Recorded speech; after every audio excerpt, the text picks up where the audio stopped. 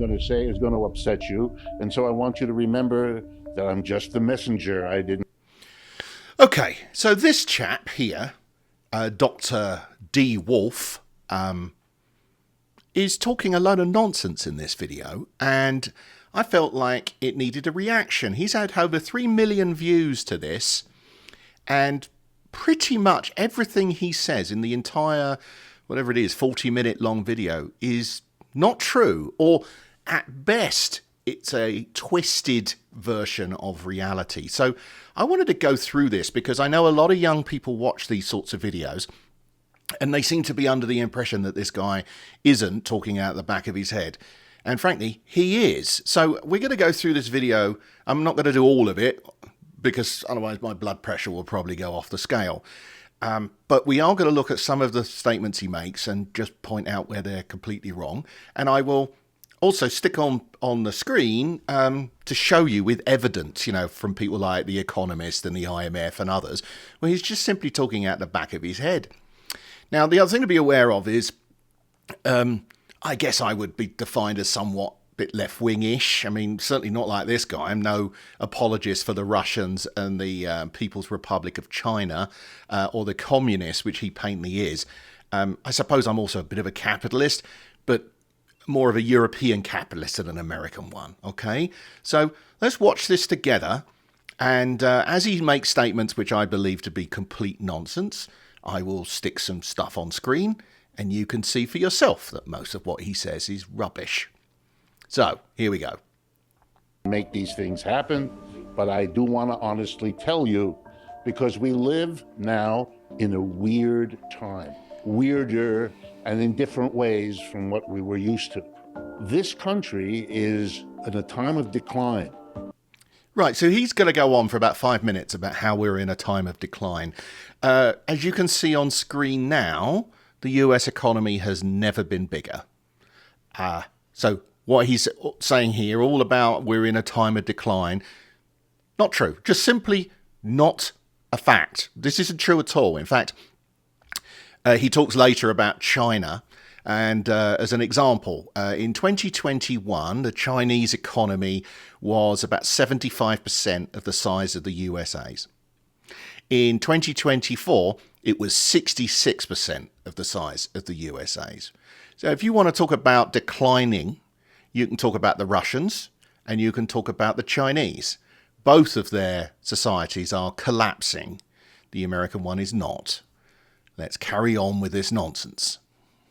And when an empire declines, which is something we haven't gone through because empires don't decline very often, but let me tell you from the history. So they don't decline very often. I will agree with you there. There's not been that many collapses of empires. I'm not certain why he thinks the US is an empire. But anyway, so he uses the British as an example here. And on screen now, you can see the life expectancy and the income per person of the UK over the last 150 years. You can tell me when you think the UK was suddenly not in charge anymore. Now, in other videos, he talks about how the British lost the empire after 1776. That is also a lie. The British Empire peaked at probably about 1900. The American colonies in 1776 really weren't that important, as you probably would guess. And the British Empire had only just started getting going at that point. Now, I'm no empire apologist, but I think you can see from the graph on screen now that the British people did an awful lot better after the peak of the British Empire, not during or before it. 3 books, a little bit we can tell, it's not fun to be in a declining empire. We've already refuted that. When the empire is going up, which was the last century or a century and a half of this country, the ride up. We are now on the ride down. Just to confirm, no, we're not. Because we have leaders who cannot say a word about that. I do like how he says things like, be prepared. In other words, he wants you just to panic. Because he doesn't actually tell you what to do to be prepared. It's just, ooh, listen to the voice he uses, listen to the music. It's all it's designed about giving you anxiety. You've got to be prepared. Okay, how? What actually is your prognosis for the problem? There didn't seem to be one. Drive that home, because the split in this country is really about that. So let me start with the split in the obvious way. And that split is everywhere now. And if you haven't noticed it yet, you will, because it's going to impact your life in all kinds of ways. So one of them is a little bit about what a declining empire means, to give you the context. The United States lost the war in Vietnam. When I say that in my class... Now, he goes on about a bunch of wars here. And he says that people are surprised that America lost the Vietnam War. And he's very good at pointing out it was the communists. Well, really, the Vietnamese, North Vietnamese were really nationalists, not communists. But either way, as if losing wars means that your empire is in decline. It's simply not true. But anyway, and he also doesn't use that as an opportunity to talk about splits. So it's kind of nonsense. As my students look at me, they never heard such a thought. America, as they know from the comic books, I've never met an American who didn't think that they lost the Vietnam War. It doesn't lose wars, but we lost. The war was fought against the Communist Party of North Vietnam, which has been running that country since the United States was driven out in 1975. Go check all of this. You will find I'm not making it up. After we lost the war and losing the war in Ukraine, if I were in certain audiences, I wouldn't dare say what I just said, because they couldn't hear it. They could not hear it. But it is the reality. I don't believe you. Let me give you a couple of more, just bits of getting what decline means. Last week, something happened on the part of a country called Indonesia. I don't know if you're familiar with it. It's a remarkable country in Asia, made up of 18,000 islands in the Pacific. It's a huge country. The population of Indonesia is 280 million people. Makes it one of the largest countries in the world. This is true. Let me remind you, the population of the United States is 330 million. 280 isn't that far less. Okay, so fair enough, right? Indonesia's a big country, 280 million. Let's check Indonesia's GDP, shall we? Indonesia's GDP is $1.3 trillion. That's less than half of California. It's about a third of the UK, or maybe a bit more than a third of the UK, less than a third of Germany. The US's GDP, by the way, is something like 28 trillion. So what really matters is the amount of money you generate, or wealth you generate, not the number of people you've got. All it shows is there's 280 million Indonesians, who are lovely people, by the way, but they are extremely poor. So what there's so many people there? Then 330. It's an enormous thing what they did. They joined the BRICS. Okay, so let's talk about, right, I'm getting angry now. Let's talk about the BRICS. Right, so the major players in the BRICS are China. And then in about 8th place would be India, because there is no 2nd, 3rd, 4th, 5th, 6th or 7th. And then Russia, and then that mighty powerhouse called South Africa. Just to give you an idea, Montana has a bigger economy than South Africa does. And now there's more countries joining, but let's look at these original countries. So there's a dictatorship, obviously, running in China. You call it communist, but really it's a dictatorship. Then the Russians, well, that's obviously a dictatorship, which has just killed 1 million of its own people. We won't talk about the death camps in China, by the way. Then we talk about South Africa, which is basically a failed state. And then you've got India, an up-and-coming democracy. What have these places got in common with each other? Oh, and I'm sorry, I forgot to mention Brazil. Now, BRICS as a concept was put together by an economist a few years ago, simply as a shorthand for pointing out some of the major global south players. That's all it was. There's no join the BRICS. This isn't like the EU or the setting up the United States. They do a bit of trade together, but they do a ton of trade with everyone else as well. So this doesn't really mean anything useful. Anyway, back to whatever this is. They joined a full partner of the BRICS. BRICS, by the way, means it's the first letters of the countries Brazil, Russia, India, China, and South Africa. A dozen years ago, they began to form an alliance of what came to be called the Global South. It's not an alliance. It's not an alliance.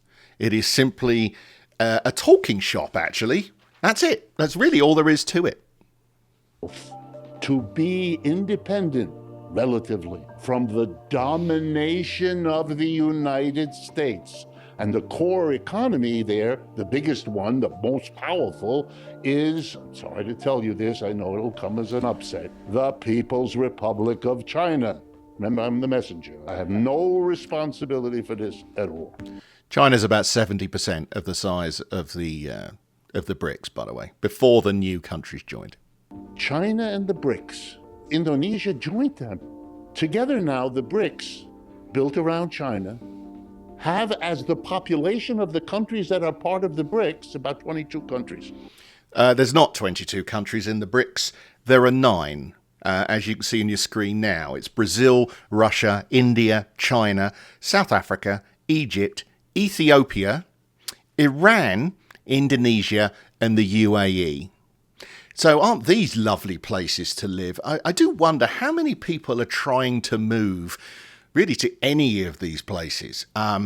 Most of them are despotic. Very few, other than India and Indonesia, are really in any way functioning democracies. And the GDP per head of the average of these is well under $10,000 a year. We'll see later that the US is $80,000 a year. And you could say, yeah, but all the mega rich people have stolen it. And I will accept that the disparity in wealth in the US is a problem. But it's certainly got the wealth. It's just not necessarily evenly distributed it. But this idea that there's some global power coming together is frankly nonsense. The chances of India and China going to war with each other over border disputes over the next 5 years is pretty high. And it wouldn't surprise me at all if China decided that Manchuria, which used to be part of China, or was for a while, is now theirs again after the Russians have been bled dry by the Ukrainian war. So let's not pretend this is some sort of modern NATO or EU or United States. It isn't at all. Now, altogether, they have about 55 to 60% of the population of the. Actually, they have 46% of the world's population, but I guess 60% sounded better. As if it matters. Unfortunately, it's 44% of some of the poorest people on the planet. And that's a reality. World are members. What is the percentage of the world's population of the United States? 4.5%. You understand? I do understand, and that just shows that the United States is an incredible place to be, because look at the productivity. The US is something like 25 to 28% of the global economy, and it's only 4.5% of the population. The productivity of North America is unbelievably high. That's a thing to celebrate, not a thing to denigrate or suggest is a bad thing in some strange way. His argument makes no sense. 4.5%. They are 50 to 60%. In the 46%. words of Mickey Mouse, those odds are not so good, no matter how you. Odds of what? I don't understand that. 46% versus, well, it's not even versus, is it? Because we trade with pretty much every nation there. So I don't really understand this versus. It sounds just like scaremongering to me. Cut it. And as a group, let me tell you how you cut it. We in economics have this little game. We ask, what is the total output in goods and services in a year of a country? Gives us a kind of rough idea of how big a country it is, how important its footprint is in the world. Okay, so if you take the BRICS together now, they are about 35%. Actually, the BRICS are 27% of the global economy, not 35%. And there's a graph on screen now to show you from the IMF or somebody else important that this is a lie. And even if it wasn't a lie, what's wrong with that? There's nothing wrong with whatever it is, 45% of the world's population having 35% of the global economy. It doesn't seem unreasonable, actually. But I don't, again, why is this scary? Why is this scary? maybe a bit more. Total output of the world. If you add up each of those countries' total output in a year, and you add them up, they account for 36%, more or less, of the world's output. Now let's compare that to the United States and its major allies. Those are called the G7, the group of seven. The United States, Japan, Canada, Britain, France, Italy, and Spain. Okay, that used to be the dominant player of the world. It is the dominant player of the world. It's significantly larger than the BRICS, and the BRICS aren't even one thing anyway. Not that the G7 is, but they all trade with each other. Used to be what world trade meant, what they did. Together they, that's all of them, now account for about 28% of the world's output. No, that's not true either. The real number's on your screen now, but it isn't 28%. Do you understand? The BRICS is now what the United States was. No, it isn't. That's not remotely true. That doesn't make any sense at all. You add up a bunch of completely disparate economies, all of whom, or many of whom, have disputes with each other, and somehow that matters that they're the same size as the US, which, by the way, they're not. Even when you add them all together, they're not as big as the US. But is no more. Now, if you're looking to where the wealth is, you go east. No, you don't. All the wealth, or most of the global's wealth, is in the West. It's true now, has been for 100 years, continues to be. Because if you go to China, well, he's about to explain what happens in China, but let's let him tell you. Not West. If you're a poor third world country, as we used to call them, and you need money for a build railroad, or you need to find places to sell your exports, you direct your diplomats first to go to Beijing, because that's where it's at. If you can't get a good deal there, well, you might go to London or Washington. Okay, so why do the third world countries go to China first? Well, they go to China first, mainly because most of them are despotic, and therefore the West gets really upset about dealing with these corrupt organizations. Secondly, the Chinese are trying to build infrastructure in the places like Africa, because they then want to extract, when they extract all the minerals, of course they want them going to China. It's not a bad idea, but it's not economically viable. This is politics. This is the Chinese looking to get raw materials for their own economy. It's not unreasonable, but it's what you get from a centrally planned environment rather than a capitalist one where you actually go where the money is rather than where the political capital is.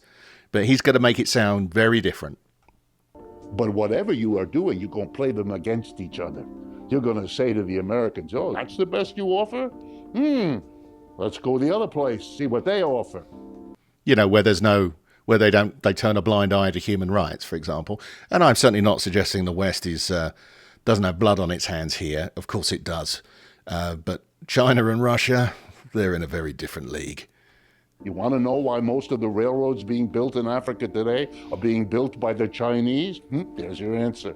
They got a better deal.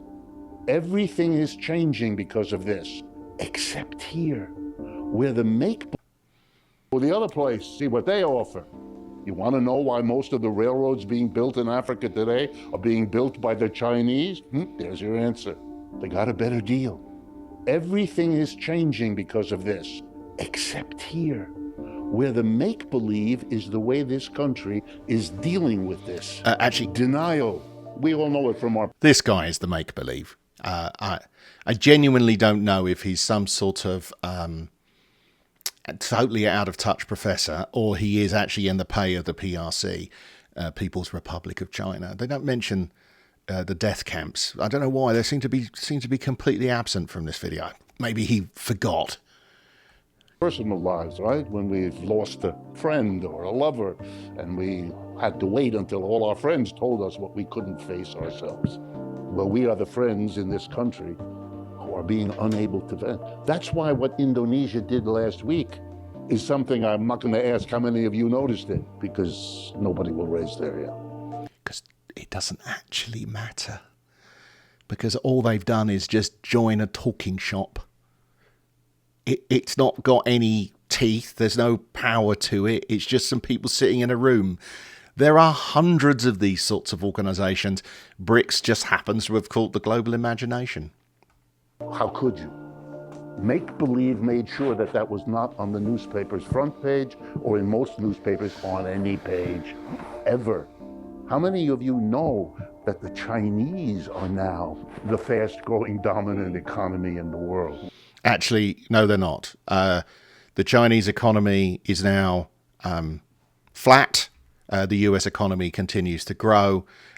Certainly, he is right to say the Chinese economy has grown much faster over the last 40 years.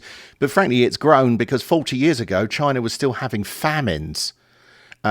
America hasn't had anything like that since, well, ever, actually, in American history. So, sure, when you're already big, growing by a few percent doesn't look as impressive as when you're small and growing by a huge percentage. But two things to consider. One, the US has always been and continues to be a far larger economy than China's. And secondly, the Chinese are coming up from basically nothing.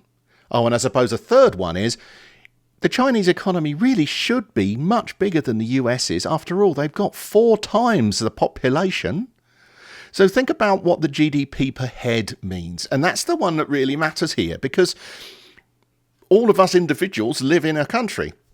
So if you look at China's GDP per head, let's got it written down here, and it's probably on your screen now. China's GDP per head is $12,614 per person. $12,000.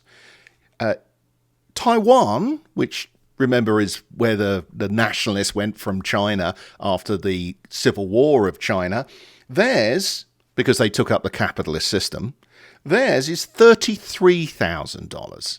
It's one of the reasons the Chinese are probably trying to take Taiwan back over again, partly because it's PRC mantra, and secondly, it's embarrassing, isn't it, that with all the resources that China's got, that their economy on a per head basis is a third that of Taiwan. Oh, and by the way, if you want a real measure of this, the United States, $82,000 a head. It is literally 7 times bigger.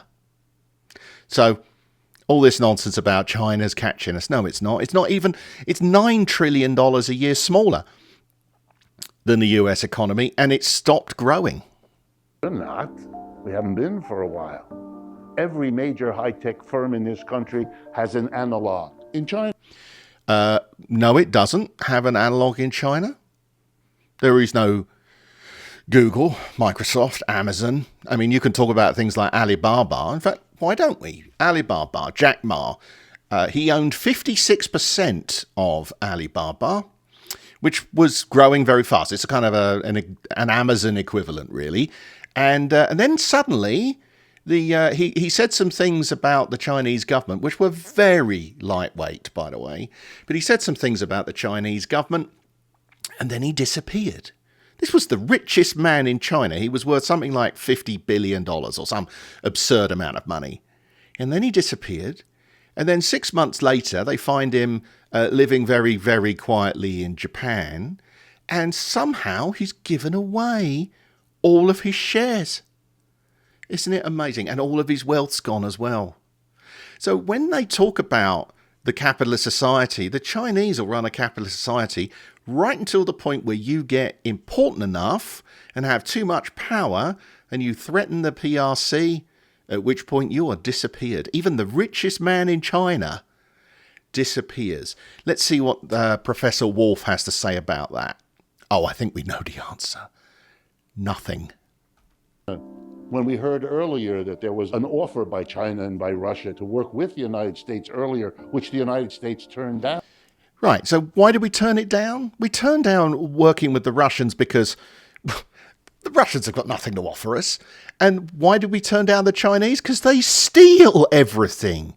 Look at the way that Chinese organizations steal intellectual property from the West. It is literally their mantra. The government does it as well as organizations. Not actually that there's very much air between the Chinese government and Chinese corporations or Chinese banks. It's all one big murky political family. So why would the Americans want to work with the Chinese? Can't be trusted. That's part of denial. They didn't just turn it down then, they turned it down now. One more example, and then I'll stop and tell you what this all means. Well, let me start with the government, because if you thought the world was crazy before, wait till you get this. The two biggest creditors of the United States government are Japan and China. Japan That would make sense. Number one, China number two. A few years ago, it was... They're the second and third largest economies on the planet. It's very likely that they would be the biggest creditors. That's really not remotely surprising, nor is it nefarious or sinister. The other way. China was number one, Japan was number two. The United States is the biggest debtor country in the world by countries. The second... We would be. The US is the biggest debtor country in the world in the sense of the most money of American money put in Chinese and Japanese and every other bank, because the US is, or the US dollar is the reserve currency of the planet. About 60% of all of the reserve currency globally is US dollars. So the second and third largest economies on the world have the most debt denominated in dollars. Not remotely surprising and not remotely sinister. The biggest creditor of the United States is the biggest debtor is the People's Republic of China. Do you understand? I think I just explained it. The United States owes China 800. So we owe China $850 billion. We don't. We're not really. Right? We are paying them pieces of paper with a number on it saying we promise to pay you, and then we get things in return. Seems like a pretty good deal to me, particularly as the reserve currency of the planet. Then we get to decide what the dollar's worth. So that 850 billion, by the way, doesn't sound very much in the great scheme of things, but either way, 850 billion, you know what we could do? We could print one note saying $850 billion on it and give it to them if we really needed to. Remember, it's like envelopes with IOUs written on the back of them. If we wanted to, we could just devalue the dollar. And then what would the Chinese do? So this isn't a problem. $50 billion, roughly. It has to pay interest, of course, on that debt, like it has to pay on others. Which means I'm here to tell you that a portion of the taxes every one of you in this room pays when you buy a bottle of beer, or you smoke a cigarette, or you pay your taxes, a portion of that money, you should be very pleased, is collected by the United States government, not used for houses or medical care or student loans, but shipped to China as interest on the debt to enable them to build their military capacity. Okay, so we borrowed the money in the first place. What did we do with the money? Oh, that's right. We borrowed the money to build houses and hospitals and infrastructure that made us richer. Right? This isn't like a credit card for an individual. You just go off and buy a million things on Amazon. This is, we think of us as a business. We go and buy stuff to make the business successful, and the business is more successful than the cost of the loan is, if you get it right. And by the way, I think we've already proven the US has got it right over the last 100 years. To fight the United States. Hello, I didn't make this up. On the other hand, think of it this way. These kinds of loans from Japan, from China, enable the United States government to spend all the money Dr. Leon told us about in Ukraine without having to tax us. Because you know what would bring the war in Ukraine to an end in about 10, maybe 11 seconds? If Americans had to pay for it. Okay, so that's stupid, because by his own logic, if we're borrowing money to give to Ukraine, but we're not, we're giving weapons to Ukraine. And by the way, what are those weapons being? They're old weapons. They're not the latest. So the US military is getting new weapons. And why are we protecting Ukraine? Because it's to stop the Russians, you know, one of these lovely BRIC countries that he seems to be such fans of, who are invading another sovereign nation. And we need to stop that, because if he doesn't stop at Ukraine, he'll go to Poland, and he'll go to the Baltics, and he'll go to the English Channel. Because Russians have always stated that this is their intention. They will expand Russia until they have a defensible line. And the defensible line is the English Channel. So they will keep coming if you allow them to. So this is frankly just more apologists for Putin and his thugs. But we don't. The Chinese and the Russians, and China, by the way, supports Russia against Ukraine, but lends government money to the United States, which pays for the Ukrainians. Whoa. I don't see why you're so surprised at this. Now, when you say China supports Russia, I think you'll find that what China's really doing is mainly staying neutral, but they are cozying up to the Russians so they get some of their oil at a very good price because the Russians can't sell it to, the actual rich countries of the world. And secondly, they are watching the Russian war machine be bled dry. And China and Russia have a very large border and a lot of tensions. And at some point, the Chinese will realize or come to the conclusion that the Russians are depleted enough that they can go and do things like take Manchuria, which used to be part of China, hasn't been since the end of the Second World War when Stalin effectively nabbed it. They will use the Russian invasion of Ukraine as their cover and say, well, this is the way the world works now. And frankly, Trump will probably not put up a fight because he wants to take over Greenland. So it's not as if the American political system has a great believer in the international order of things.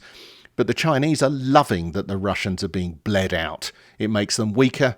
It makes it at least cheaper for them to patrol their own border and much better for the Chinese to have the Russians collapse completely and they can take over most of Siberia if they choose to. Anyway, back to this joker. Think you ought to pay respect to a system working like this? Think. We are in a completely different world than we once were. The empire is declining. No, it's not. Strong. Yes, we are. Weak. No, we we're not. We produce the bulk of the world's output. We don't control the bulk of the world's trade. We never did. The US never did. In the 1950s, 60s, 70s was the global currency dominating all others. Isn't anymore. Actually, you can see on your screen now that the US economy is the US dollar is 60% of all foreign exchange reserves. So I think you'll find, and has been since the 60s, as the graph on screen now ably demonstrates. So this is all just a lie. Banks around the country, which used to hold dollars as backing for their own currencies in their own countries because the dollar was as good as gold. It isn't anymore. So the dollar, from being 70, 80% of the reserves held by central banks, is now about 40%. Still important? It's 60%. Oh, and if you want to look, the other major economies like, well, say China, 2.5%. Because no one trusts the Chinese government. So Swiss francs, pounds, euros. And by the way, one of the reasons the number dropped for the US dollar a little bit, although actually you can see on the graph here, not by very much, was because of the rise of the euro. And the Europeans and the Americans, of course, are all part of the same global order. We're all in this together against the despots of the Chinese and the Russians and the communists. We're still a big industrial power, but nothing like we were. Owns or fill in the blank. And you know what happens in a market economy when there's scarcity of goods? The people with the money offer more. So he's talking as if this is insane.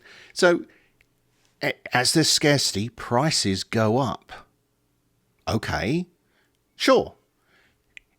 His solution to this problem is to force the prices not to go up.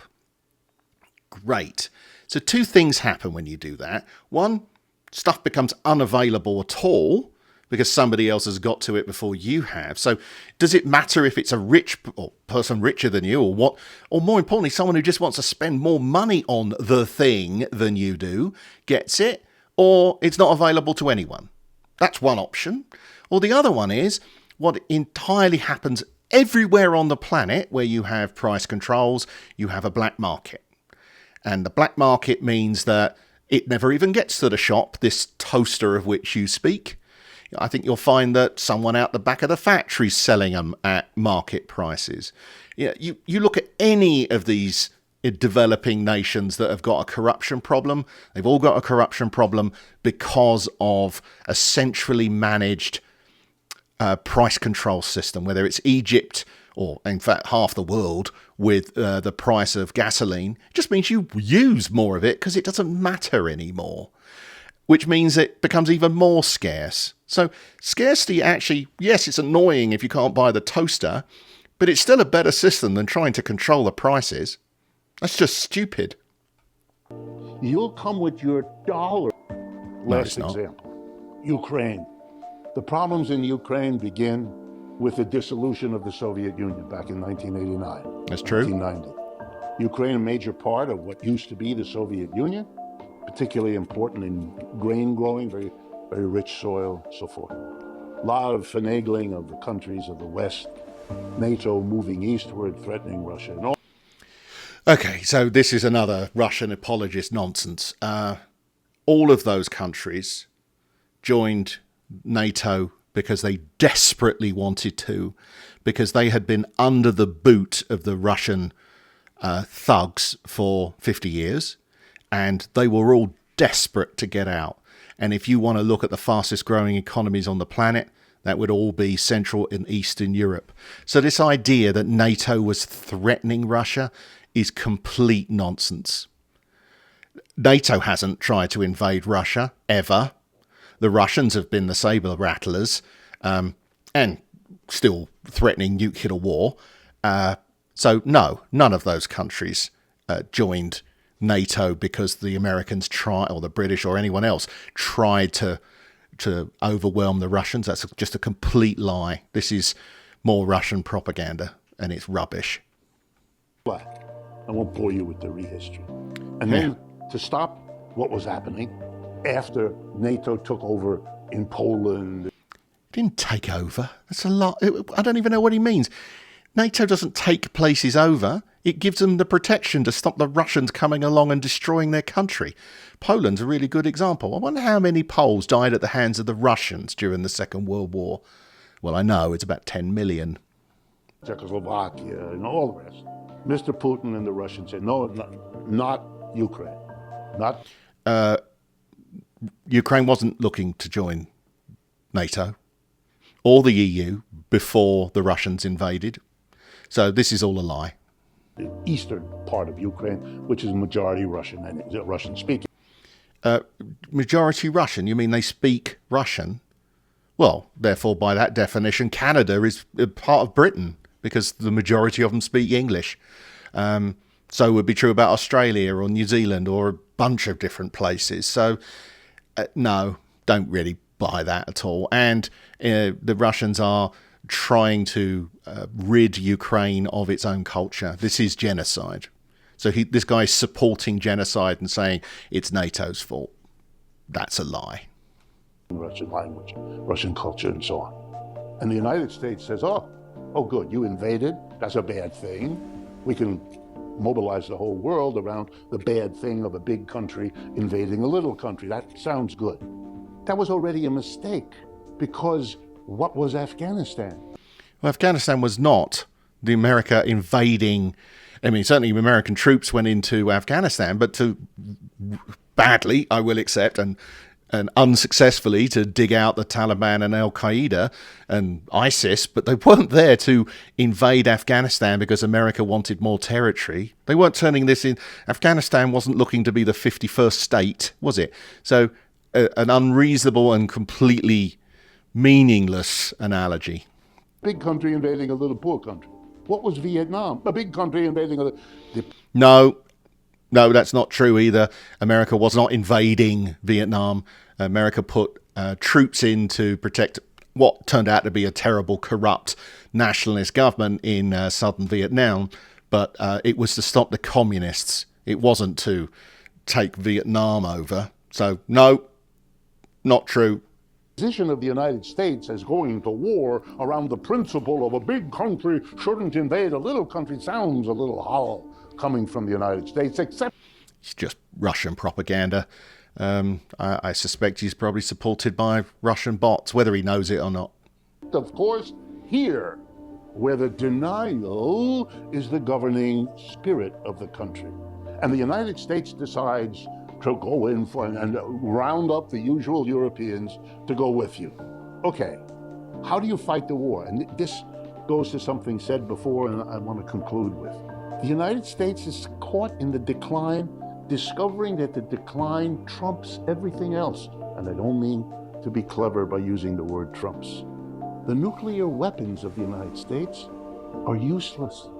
The enormity of them, useless. Why? Because if you dared use them in Ukraine, the other side has them too. Okay, but that's the whole point in having a nuclear weapon, is to not use it, and you have it because the other guy's got it. So the Russians have a very much larger nuclear, or whether it works or not is open to some debate, but they have a larger nuclear arsenal than the US, hence the reason having the US having a nuclear arsenal. So the Americans having, and the other European allies having nuclear weapons, stops the Russians using it. I don't know how naive this guy is. I can't believe he's this naive. He's a plant. And we'll use them. And that made that quite clear. So you can't, because it's self-destructive. That's out. But what do you have? Conventional warfare. But then you got another problem. The Russians are better equipped for that than you are. I think anyone who hasn't been living in a cave in, I don't know, Afghanistan, you know, that 51st state, knows fully well that the Russian military machine has proven itself to be completely inept. It can't even overtake Ukraine, which has, 5% of the GDP or the military force that the Russians have. So this is total nonsense. Yes, the Ukrainians have got a lot of support, but they've only got a tiny amount of the weapons that the Europeans and the Americans have given them. And look what a run for their money they've given the Russians. There's 1 million Russian dead or seriously wounded. How he can turn around and say the Russians are better at this is just absurd. He knows nothing of history or military tactics or economics, it appears. The Russians also have a history, in case you're not familiar with it.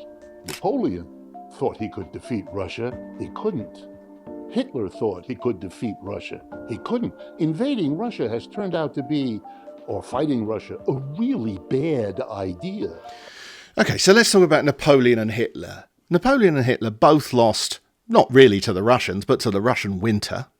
Secondly, no one, not even the Ukrainians, are talking about invading Russia, apart from that little bit of Kursk, which they've grabbed, and that's purely for negotiation perspective. And I don't know, I've not heard a single human being mention anything about making a march on Moscow. They simply want the Russians out of another sovereign country. I don't think that's unreasonable, and I don't see how the Russian winter is going to, have any play in this at all. It's complete nonsense. But the United States, used to fighting such powerhouses as the poorest countries on earth, Vietnam, Afghanistan, didn't make the adjustment, so it can't fight. It realized that within months. So it came up with the great plan, the genius of Mr. Blinken or Jake Sullivan or other people who I hope whose names mean nothing to you, because they sure mean nothing historically. Here's what their great strategy was. A war of sanctions. Oh, we will get the Russians. We will, I'm now quoting President Biden, reduce the ruble to rubble. Somebody with poetic genius gave him that one. The ruble will become rubble and Russia will fall to its knees. Wonderful images right up there with Mickey and other mouses in the American consciousness. And they did. They stopped. The Europeans, if you know the story, stopped buying oil and gas from Russia, which is a major export of the Russian economy. Actually, the Europeans continued to buy oil and gas from the Russians, just at specialised prices, because they knew that the Europeans were, rather unwisely, I accept, but they were reliant on Russian oil and gas. So the Russian economy has still got it. That would cripple Russia. It was the idea. Problem. Russia is part of the BRICS. We've already discussed And the the BRICS. Russians went to the Chinese and the Indians and said, they won't buy our oil and gas. We need to sell the oil and gas. How about you buy our oil and gas? Done, said Mr. Modi. Done, said Xi Jinping. Now, of course they said that because they're getting it cheap. And India and China both look at Russia as a rival and as a geopolitical risk, and therefore they're bleeding them out. So it makes perfect sense for them to do this. Oh, and by the way, the pipelines that go to China have to go thousands and thousands of kilometers to get to China. It would take them 25 years at minimum to get to the level where they could ship that much oil and gas from where the fields are to where the Chinese markets are, as opposed to the Europeans. So, yes, they've taken some of it, but they haven't taken the majority of it. And thereby the American strategy went, along with everything else, into the toilet. No, it didn't, because sanctions don't work overnight. They take time. If you want to have a look at how sanctions work over a protracted period of time, have a look at North Korea, which has been under sanctions since 1954. That's how sanctions work. You don't necessarily crush an economy. What you do is stop it growing. Didn't work. Total fail. Russian rubles, fine. Russian economy, in case you don't know, has grown faster over the last 2 years than the American economy has. It's grown in percentage terms from a tiny, tiny base. Texas is a significantly bigger economy than Russia. And as he has already pointed out earlier in the video, you know, the good way of growing your economy is have a war, because then you give everyone full employment, you give them lots of things to do. And that's what the Russians have done. But it only lasts a little while before you run out of money to pay all your soldiers, particularly considering how much the Russians are having to pay their soldiers now. If you're not Siberian, you can make really good money getting your legs blown off by some drone in Ukraine for some madman like Putin. Which should surprise no one. Because remember how we as a nation got out of difficult economic times known as the Great Depression? We went to war in World War II.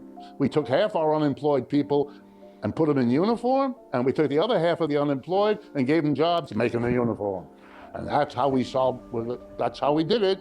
Turns out war can help solve economic problems. Briefly, they can help solve economic problems briefly. Not protracted period of time. Think about how much stuff the Russians have lost. How much weapons, how much oil, what a waste. 1 million Russian men dead. Just think about what they could have done with the money that Putin has thrown into the furnace with Ukraine. They could have built out a road or rail network and make Russian people much, much richer and happier.